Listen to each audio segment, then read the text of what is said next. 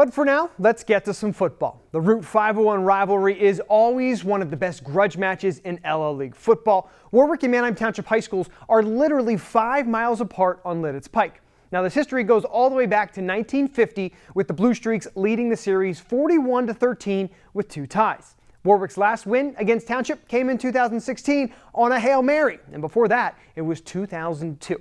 Tonight, both of these teams came in on a roll, each at 7-0, sitting atop their respective District 3 classifications. For the Blue Streaks, it's well documented how many Division I, Division II athletes they have on the squad. But Warwick has started to develop their own pathway to Division I football recruiting when Nolan Rucci and Nick Coomer chose to go D1 last year. In 2019, it's a few of the underclassmen who are getting looks from college scouts, a clear sign that Warwick's success on the recruiting trail is leading to success directly on the gridiron. Talent helps, that's for sure. Like in the past years, I don't really know how many kids from Warwick have went to college to play. Definitely like Hayden going to Wisconsin and Nick Coomer going to Delaware. Those are 2 really big time schools, so it's really cool to see. Cool to see for the current and future Warwick football players, serving as inspiration and motivation for those that will eventually put on the pads for the Warriors.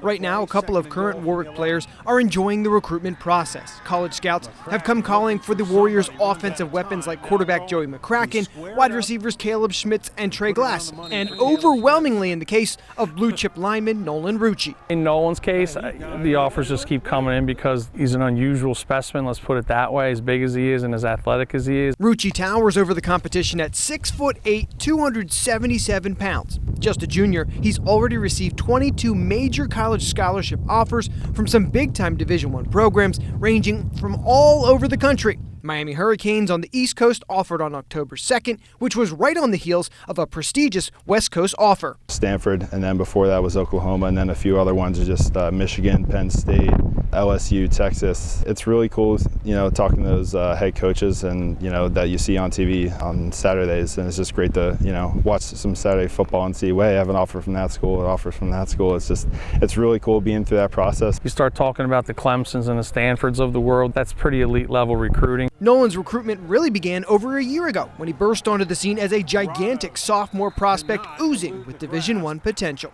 The race to earn a commitment from Nolan Rucci hasn't come as a surprise to his head coach Bob Locker, who's seen not only his physical growth over the past 2 years, but his approach to the game in that time period as well. He was good last year. You could see the potential with this year. He finishes things, he finishes people, finishes plays, and defensively he's just really tough matchup for people. So my process has definitely been a little bit of a whirlwind, especially starting last season. It's definitely picked up a little bit, but yeah, it's been great, especially the whole thing. But I think the big thing for me is just staying focused, because we get to go on all these visits and stuff and see other colleges, but at the end of the day, it's still playing Friday nights under the lights. So just focus on that. That's the big thing. Great perspective from a young man receiving a lot of attention in his teenage years. Of course, he's not alone on this journey, relying on guidance from his parents, which is worth pointing out. Nolan's father, Todd Rucci, was a Division I football player and also played plenty of snaps for the New England Patriots. They've been really transparent and kind of letting me make my own decisions. I know both my parents went to Penn State, but they've been great and not, influenced me too much. I know my brother's over at Wisconsin, so he's pushing for right now. But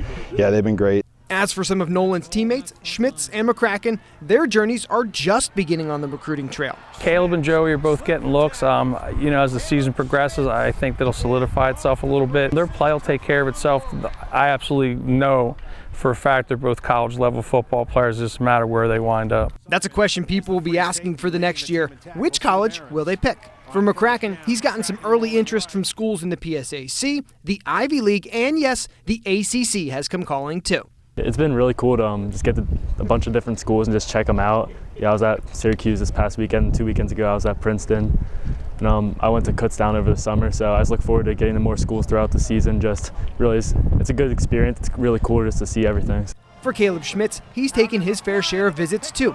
On his Twitter account, Caleb's been seen in the PSAC at Kutztown. He's visited Villanova, and he's even got to walk on the sidelines at Beaver Stadium and spend time with his Warwick teammates at a home game for the Nittany Lions. Keep in mind, both Joey and Caleb are starters for the Warwick basketball team in the winter months. So I guess another question on everyone's mind is, are you guys going to pick football or basketball in college? That's not something I've really decided yet. I mean, I know I have to pick soon, but I'm just going to go through junior year for football, junior year for basketball, and I don't know, hopefully one just overtops the other soon.